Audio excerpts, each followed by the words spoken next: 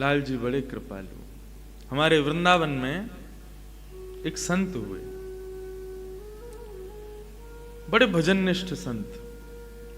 भजन में उनकी इतनी रुचि, नाम जप में। अच्छा, ठाकुर जी के उपासना भी कई प्रकार की, एक नाम उपासना, एक धाम उपासना, एक स्वरूप उपासना, एक कथा उपासना, एक कीर्तन उपासना, ऐसी ठाकुर जी की अनंत उपासनाएं हैं। किसी की उपासना केवल स्वरूप में होती है, उस स्वरूप के अलावा बाकी की उपासनाओं में उसकी इतनी रुचि नहीं बन पाती, कथा में उसका मन नहीं लगता। उसको बस ये रहती है मेरे ठाकुर जी क्या कर रहे होंगे, मेरे ठाकुर जी का अब ये उत्सव करना है, ऐसी लीला करनी, ये सब। कईयों की कथा उपासना, वो कथा में इतने मग्न रहते हैं लेकिन सेवा में उनकी ज्यादा रुचि नहीं होती। हाँ, ठाकुर जी के दर्शन कर लेंगे लेकिन सेवा का जैसे भाव रखो तो उनसे सेवा नहीं हो सकती ठाकुर जी की। कईयों की नाम उपासना होती है, वो नाम में इतने निष्ठ होते हैं कि उनको फिर कथा भी नहीं चाहिए, उनको ठाकुर जी का स्वरूप दर्शन भी ना हो तो चलेगा, लेकिन वो नाम में प्रवृत्त रहते हैं। तो वो संत नाम उपासी थे, बहुत नाम उपासना करते थे लाल जी की। और 24 घंटे में करीब करीब 20 घंटा ठाकुर जी का भजन करना, नाम उपासना करना, और 1-2 घंटा थोड़ा आराम करके स्नान ध्यान कर लेना, और फिर ब्रजवासियों के यहां जाकर के कुछ भी मांग करके पाना। अच्छा बंधुओं, एक बात सुनो, कभी भी बरसाना जाओ, वृंदावन जाओ, हर बार आप अपने तरीके से गए हो, इस बार मेरे तरीके से जाना। कैसे जाना है सुन लो, बस जा तो नहीं पाओगे लेकिन फिर भी सुन लो। वृंदावन शतक,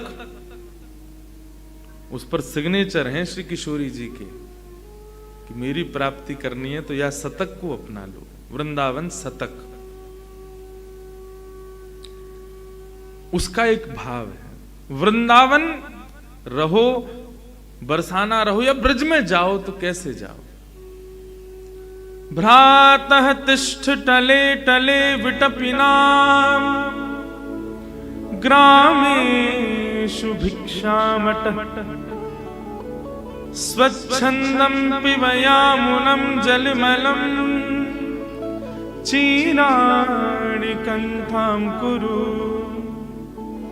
सम्मानं कलयाति घोरगरलं नीचपुमानं शुधा श्री राधा मुरलीरवो ब्रज सखे वृंदावनं मात्यज। वृंदावन, मैंने एक दिन बताया था वृंदाव कृष्ण का नाम है, लेकिन वृंदाव किशोरी जी का नाम भी है। दोनों को ही वृंदाव कहते हैं, और वे दोनों जहां तक विचरण करें वो सब वृंदावन। वृंदावन में उपासक को कैसे रहना चाहिए, ठाकुर जी के सखियों को, सहचरियों को, मंजरियों को, या जो बनना चाहते हैं उनको कैसे विचरण करना चाहिए। तो भ्रातः तिष्ठ टले टले विटपिनाम ग्रामेषु भिक्षामटः। वृंदावन में रहो तो ना तो होटल में पाओ, ना रेस्टोरेंट में खाने जाओ। ये दुनिया भर के जितने भी आजकल वृंदावन में आधुनिक रूप के बन गए हैं, इन सब में मत पाओ।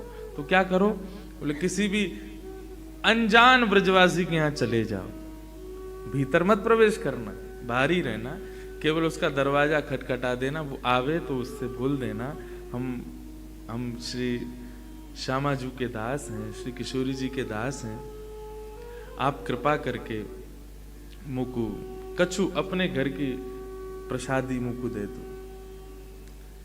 ग्रामेषु भिक्षामटः, कितना लेना है, बोले कि जितना अंजलि में आ जाए उतना ले लो, या ब्रजवासी भाव से जितना दे दो उतना ले लो, उसको पाओ। और स्वच्छंदम पिबयामुनम जलमलम, भोजन करो तो ब्रजवासियों के घर का प्रसाद मांग करके पालो, और जल जब पियो तब यामुनम जलमनम, श्री यमुना जी का जलपान कर लो। चीराणी कंथाम कुरु, बढ़िया टिप टॉप बन करके मत रहो, वृंदावन में रहो तो महाराज ये श्रृंगार, ऐसा श्रृंगार, ऐसे बढ़िया बन के। एक बात बोलूं, वृंदावन में श्रृंगार करवे को अधिकार केवल दोन को है। आजकल बहुत है कि वृंदावन में ऐसा ऐसा श्रृंगार करके लोग घूमे, सखी भाव से घूमेंगे, आंखों में काजल लगाएंगे, होठन में लालिमा लगाएंगे, ये हार पहनेंगे, ऐसे लटके झटकेंते चले। उनसे पूछो कहा है, हम सखी हैं किशोरी जी के। हाँ तो ही मिली सखी बनावे किशोरी ते ज्यादा सिखने अपनो श्रृंगार तो तैने कर रखो है। वृंदावन में रहो तो कैसे रहो, अत्यंत साधारण, ज्यादा टिपटॉप बन के मत रहो। चीराणी कंथाम कुरु, साधारण वस्त्र पहनो। बल्कि यहां तो ये कह रहे हैं कि चीरों को इकट्ठा करके उसका कोई वस्त्र बना के वो धारण करके रहो। चीराणी कंथाम कुरु। और फिर क्या होगा, जब आप ब्रजवासियों के घर का प्रसाद पाओगे, केवल यमुना जल पियोगे, चीर पहन करके रहोगे, तो उसके बाद एक चीज शुरू हो जाएगी वृंदावन में। क्या?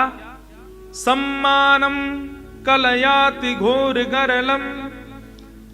ब्रजवासी आपका सम्मान करने लग जाएंगे, भक्तगण आपका सम्मान करने लग जाएंगे। अरे भाई बहुत बढ़िया रहते हैं, देखो क्या नागपुर से आए हैं, फिर भी देखो क्या चीर पहन के रहते हैं, साधारण वस्त्र पहन के रहते हैं, ब्रजवासियों के घर का प्रसाद, शीत प्रसाद ही पाते हैं, यमुना जी का ही जल पीते हैं। तो लोग आपका सम्मान करेंगे, आपकी प्रशंसा करेंगे।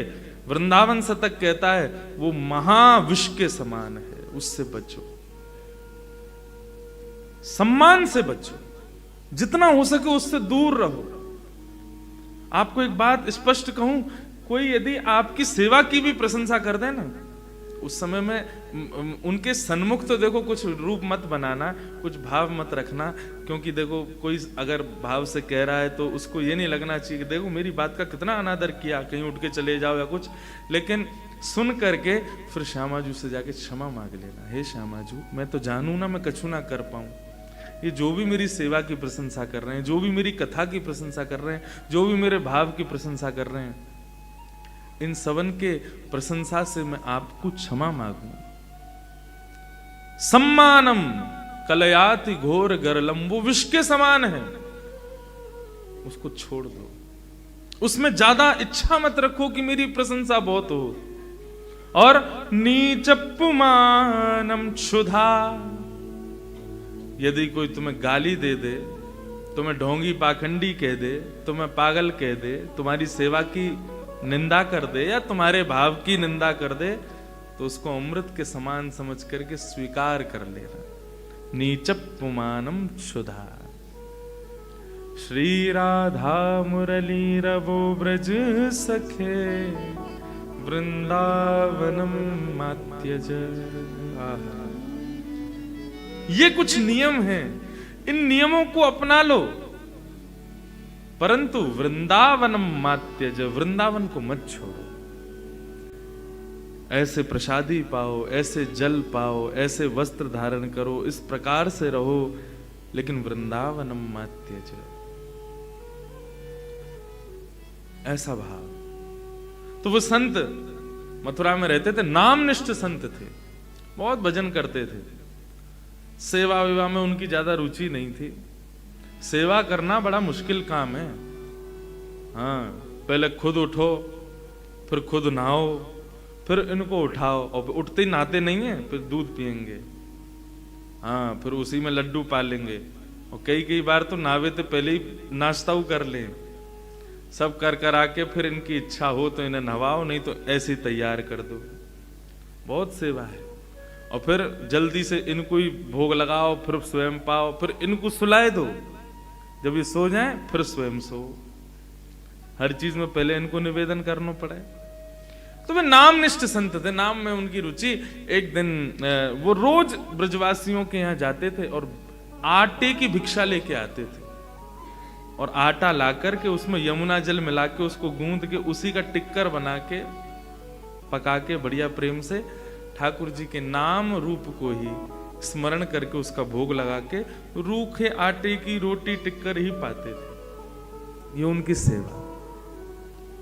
और वो भी इसलिए पाते थे ताकि इतना मिल जाए, ताकि जासे मैं भजन कर सकूं। लेकिन वो जिस मैया के यहाँ जाते थे नित्य सेवा के लिए, वहां पर ठाकुर जी को मदन मोहन स्वरूप विराज रहे हो। आज भी हैं मदन मोहन लाल जी। मदन मोहन स्वरूप को भाव आयो कि इन बाबा से सेवा स्वीकार करनी है।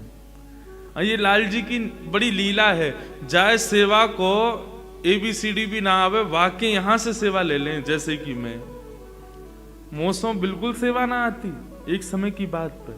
आज बंधुओं संवाद चल रहा है, अब एक आध घंटा में तो जानो ही है, तो फिर अब क्या शुरू करूं, इसलिए बात वार्ता ही कर लें हम। इनकी सेवा मुंह पे आती नहीं, श्रृंगार कैसे होता है मैं जानता ही नहीं था। अच्छा एक बात और, बड़े स्वरूप का श्रृंगार करना बहुत आसान है। हाँ वो तो दिखता है ना दूर से कि हाँ नेत्र पास हैं, ठाकुर जी कुंडल सुंदर लग रहे हैं, और उसमें पूरे हाथ चलते हैं। इनके सेवा में उंगली चलती है, और यहां से यूं ऐसे, कैसे हो सेवा, खुद ही करवाइए। ऐसे ही वो बाबा पे मन आ गयो, भिक्षा लेवे के लिए आए, सो मैया ने आटे की भिक्षा दे दी, बाबा जैसे चले गए। सो रात्रि में मैया के स्वप्न में ठाकुर जी प्रकट है गए, रोने लगे। मैया बोली लाल जी कहा भय हो, मैंने सेवा में कोई अपराध कियो?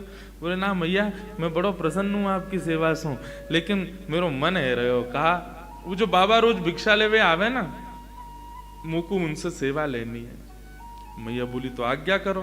बोले आज्ञा यही है, कल वो आमे तो उनको भिक्षा के रूप में मुँह दे दियो, मैं उनके संग चलो जाऊं। मैया बहुत रोई, मेरी सेवा में कोई कमी? लाल जी बोले मैया तेरी सेवा पूर्ण है गई, मैं तो नित्य रहूंगा, तू तो कल चली जाएगी, मैं तो नित्य विराजे वा रहा हूं, मैं अपनी आगे की व्यवस्था कर रहा हूं, तो को तो कछु दिना में चलो जानो है, मैं कहां सेवा करवाऊंगा अपनी, तो मुझको बाबा को दे दे। मैया बोली मेरा तो मन न माने, आप मेरे हृदय हैं। बोले प्रभु आप कृपा करो, मुझको उन्हीं को दे दो। दूसरे दिन बाबा जैसे ही पधारे, मैया रोती रोती गई, बाबा तुमने कहा कर दियो, कोई टोना टोटका कियो? बोले कहा मैंने कहा कियो मैया? अरे मेरो लाला रो रहा है, रात भर रोयो कि मुझको बाबा के पास जानो, उनके पास ही रहूंगा, उनसे सेवा लूंगा। मैया कहाँ है ठाकुर जी? बोले भीतर विराज रहे हैं। ठाकुर जी बोले आप रात्रि सपने में आज ठाकुर जी आवे तो कह दियो मुंह पे सेवा वेवा ना आवे, और ना मुंह पे जगह ने बिठावे की, सुलावे की, खिलावे की, मुंह पे कछू ना है। भोजन के नाम पे केवल या सूखे आटे में यमुना जल मिला के वही की टिक्कर बना के पाऊं मैं, अगर इनको स्वीकार हो। मेरी कुटिया में न एक सी जगह बा में बैठनो स्वीकार हो, न सैन सैया है, कछू ना है मेरे पास, ये सब व्यवस्थाएं मेरी हैं, यदि इनको स्वीकार हो तो ले जाऊंगा, नहीं तो मैं अपनो नाम जप में ही प्रवृत्त रहूंगा। मैया ने कही हाँ तुमने बढ़िया बताई, बढ़िया मैं बता दूंगी, बहुत बुरी व्यवस्था है, मना कर दूं, मत जा। रात्रि में ठाकुर जी प्रकट हुए, मैया तेने दियो नहीं? बोला अरे बाकियां कछु व्यवस्था ना है, छोटी सी कुटिया में रे, भोजन पानी कछु करे ना है, तुम्हें कछु खवावेगो ना, तुम्हें 8-8 बार भोजन करनो दिन में। कल हमारी समधन कह रही है, इतने बड़े बड़े उनके सामने, श्रीनाथ जी के सामने वो हमें मोहन थार, सागर और एक आध नाम है भर भर के हमें। गोवर्धन पूजा पे तो नियम है, जब तक ठाकुर जी की नाभि ना ढक जाए इतना ऊंचा ऊंचा भोग लगाओ ठाकुर जी के आगे, कितनों खावे, फिर वो या को पेट ना भरे, 8-8 बार पावे दिन में, खावे को बड़ो प्रेमी। बोले तुम इतना खाओ, बाबा कैसे खवावे को? बोले मैया चाहे कछु नहीं खवावे, चाहे मुंह को एक कोने में रखे, मुंह को नवावे धुआवे ना, लेकिन मुंह को वहां से सेवा चाहिए, वहां की सेवा में सुख मिले। मैया बोली तुम्हें जानो है तो तुम कैसे जाओगे? दूसरे दिन बाबा आए, बाबा इन्हें कोई व्यवस्था ना चाहिए, कछु ना चाहिए, यूं कह रहे हैं जैसे बाबा रखेगा वैसे रह लूंगा, लेकिन रहूंगा उन्हीं के पास। बाबा बोले ठीक है लाओ दो। ठाकुर जी आए, तो ठाकुर जी को लेकर के अपनी कुटिया में लाए, एक कोने में नेक हल्फ को पत्रों से कपड़ा बिछा के अब ठाकुर जी को विराजमान कर दियो। अब बाबा को तो रोज को 20-21 घंटा को नियम नाम जप को, बाबा अपनो नाम जप करे, ठाकुर जी बैठे कोने में बड़े मस्त, आनंद है रो ने। लेकिन 10-12 घंटा तक तो भूख रोक ली ठाकुर जी ने। बाकी बात देखी भाई बहुत तगड़ो भजन है, 22 घंटा 20 घंटा बैठ के कुछ खावे ही ना है। 20 घंटा बाद भजन करने के बाद उनको ने थोड़ी नींद आई तो थोड़े सो गए। सोवे के बाद में उठे, स्नान ध्यान करके भिक्षा में आटो लेकर के आए, वहां में यमुना जल मिला करके वह आटे को गूंद करके टिक्कर बनाने लगे। कोने में बैठे ठाकुर जी के मुंह में पानी आ गया। हाँ भैया तू कछू दे, तू साधारण रोटी दे, कछु कबाब। ठाकुर जी के सन्मुख एक पत्तल लगा करके वापस सूखी रोटी केवल जो वो बनाते ठाकुर जी के सन्मुख पधरा दी। जैसे ही ठाकुर जी के सन्मुख पधराई है, ठाकुर जी ने प्रेम से पाए हो। प्रेम से पावे के बाद में ठाकुर जी बाबा ने अपनो भोजन कियो, भोजन आदि करके बाबा फिर से भजन में बैठ गए। जैसे ही भजन में बैठे तो 5-10 घंटा बाद ठाकुर जी प्रकट भये और प्रकट होकर के वाके हृदय में कहने लगे, बाबा मोको तुम्हारी सेवा में खूब आनंद आ रहा हो, तुम्हारी कुटिया में खूब सुख मिल रहा हो, सब बहुत सुखी है रहूं मैं, लेकिन बाबा मैं बस इतना निवेदन कर रहा हूं कि आप आटो तो लेके आओ ही हो, नेक नमक और ले आया करो। वह आटे में नेक नमक डाल दोगे तो नेक तो स्वाद आवेगो। अच्छा तो कल से मैं आटो लाऊं नमक लाऊं? बोले हाँ बस इतना कर लो, या तो ज्यादा हमें नहीं चाहिए सेवा में, बस इतना कर लो। बाबा बोले ठीक है। अब सबके यहाँ गए आटो लेवे के काजे, तो बोले कि नेक नमक और दे।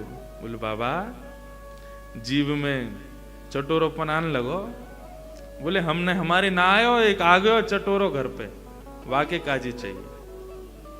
लाए आटो लेके वहां में बढ़िया नमक वमक मिला करके सुंदर वाकी टिक्कर बना के ठाकुर जी के सामने जैसे ही पधरायो, प्रेम से ठाकुर जी ने पायो।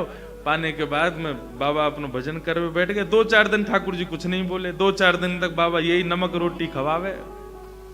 4 दिन बाद ठाकुर जी फिर से आ गए। बाबा अब का भयो? बाबा सब ठीक है, एक आलू और लिया करो। वह आलू को उबाल के या फिर भून के वहां में बढ़िया नमक डाल के एक चटनी सी है जाए तो रोटी निगलवे में सुख मिलेगा। तुम तो केवल रोटी आटे की बढ़िया वहां में आटे और नमक की रोटी खवाए तो बात कहाँ सुख मिले? बोले हम तो पहले ही कह रहे थे हमारे यहाँ कुछ नहीं। बोले बाबा यहाँ में कुछ और करना, थोड़ी एक आलू ले आओ बस, तुम मत खाइयो मोह खवाए दे करो। बाबा बोले ठीक है। दूसरे दिन गए तो फिर भिक्षा में आटो भी लाए, नमक भी लाए, आलू भी लाए। भून के आलू बाबा ने बढ़िया वाकू मीण करके चटनी बनाई और ठाकुर जी के सन्मुख पधराई। ठाकुर जी प्रेम से पाए। 2-4 दिन कुछ नहीं बोले, बढ़िया आनंद आया। अब 2-4 दिन बाद ठाकुर जी फिर से प्रकट भये। बाबा बोले अब का है गो? बोले अब रोटी भी बढ़िया है, चटनी भी ठीक है, बाबा कोई दिक्कत ना है, बस एक निवेदन हो। कहा सूखी रोटी ना निगलवे में गले में इर्ज जाए तो ने घी चपड़ दे करो। कल सेवा में जाओ तो एक कटोरी घी ले आई हो। बाबा बोलो मुझे दिख रहे हैं तुम्हारे लक्षण कायते जा रहे हैं। बोले बाबा और इसके बाद में कुछ नहीं कहूंगा, तुम घी और ले आओ बस। दूसरे दिन बाबा घी भी लिया है। अब रोटी बने, आलू की चटनी बने और उनमें घी डले। ठाकुर जी प्रेम से 10-15 दिन कछु नहीं बोले। एक दिन ठाकुर जी फिर प्रकट भये। जैसे ही प्रकट भये बाबा ने अपनी माला छोड़ी, ठाकुर जी उठाए वह मैया के यहाँ ले गए, ले धल्ले आए। बार बार आ जाए और आके कभी म्यों लिया, कभी आए लिया, कभी वाय लिया। मुंह पे ना होगी मेरो नाम छूट तो जा रहा है। जैसे ही ठाकुर जी बाबा मैया को देने लगे, ठाकुर जी दौड़ करके बाबा के गले से लिपट गए। बाबा तुम जैसे रखोगे रहूंगा, लेकिन रहूंगा तुम्हारे पास, अब ना जाऊंगा कहीं। कैसे कृपालु है, कैसे दयालु है नाथ। हमारी कैसी भी सेवा हो, वो हम पे कृपा है ठाकुर जी की। धीरे धीरे हम सेवा में बढ़ोतरी करें, धीरे धीरे सेवा में कुछ सुंदर प्रदान करें, लाल जीवा को स्वीकार करें, लेकिन फिर भी हम कैसी भी कर दें, ठाकुर जी कभी कुछ शिकायत ना करें। और ये ऐसे ही हमको होना चाहिए। जब लाल जी ने हमसे कछु नहीं कही, कभी लाल जी ने हमारी व्यवस्था में, हमारी सेवा में कभी कोई कमी नहीं निकाली, तो हम ठाकुर जी के दिए गए सुंदर जीवन में क्यों कोसते रहे, क्यों कमी निकालते रहे? आपने ऐसा कर दियो, वैसा कर दियो। कोसना खुद को कोस लो, कोसना अपने क्रियान को कोस लो, लेकिन ठाकुर जी से कुछ मत कहो।